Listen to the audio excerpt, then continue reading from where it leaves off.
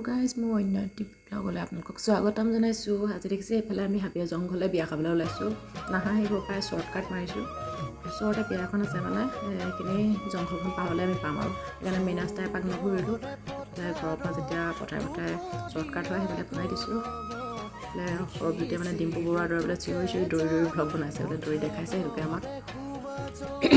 এইফালে আমি আহি আছোঁ, এইফালে দুই মা আহি আছে মানে বিয়নী দেই, দুই বিয়নী আমাৰ আহি আছে। এইফালে গুলু হাই ক'ব লাগে উল্টি তাই দৌৰি আহিছে। সেইফালে আমাৰ দেখো আহি আমি পাই গ'লোহি মানে মেইন বিয়া ঘৰ।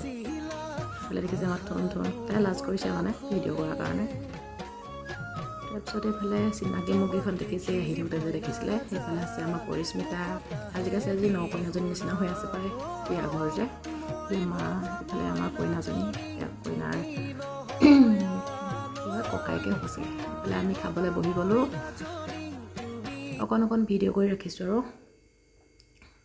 মাছ ভাত আৰু কিবাকিবি চব্জি ধেৰ আছিলে আৰু ইমানকৈ দেখাবলৈ নহ'ল। খাই বৈ আমি আহি ঘৰ পালোহি।